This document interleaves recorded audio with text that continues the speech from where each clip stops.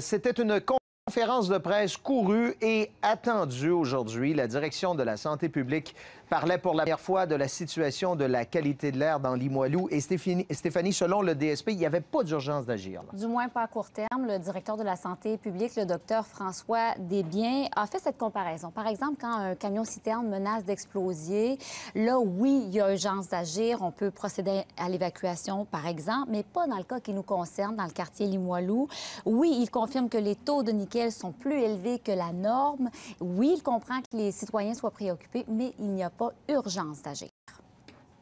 Nous ne jugeons pas qu'il y ait une nécessité d'imposer des mesures urgentes. La direction de la santé publique se fait rassurante. À court terme, les citoyens de Limoilou ne courent aucun danger, même si on retrouve des concentrations de nickel plus de 5 fois la norme permise dans l'air qu'ils respirent. Oui, les concentrations sont élevées, mais ne sont pas élevées à un niveau équivalent à ce qu'on retrouve dans les milieux de travail ou de la sidérurgie, où il y a des effets à court terme qui peuvent survenir. C'est pour cela qu'on n'est pas intervenu d'urgence. Le ministre de la Santé va dans le même sens.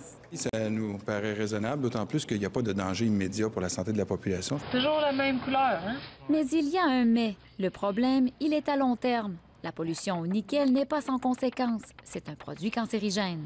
Si cette situation-là qu'on a vécue perdurerait dans le temps, il pourrait avoir des impacts négatifs sur la santé. Et là, on devrait mettre en place des mesures pour que ça cesse rapidement dans les 2-3 prochaines années. Or, on ne connaît toujours pas la source du problème. Le ministère de l'Environnement poursuit ses analyses puisque ce n'est pas le rôle de la santé publique de trouver le coupable.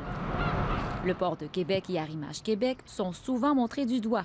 Et encore aujourd'hui, les deux ont été cités à plusieurs reprises au cours du point de presse. Le port et Arrimage-Saint-Laurent ont accepté une option et sont dans un processus de modification de leur façon de faire.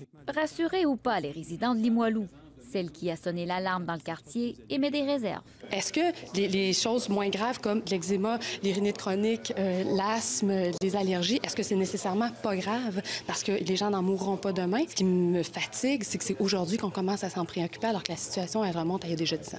Les citoyens de Limoilou devront patienter encore jusqu'à la fin avril pour connaître l'avis de santé publique, pour savoir s'il y a un risque à long terme pour leur santé.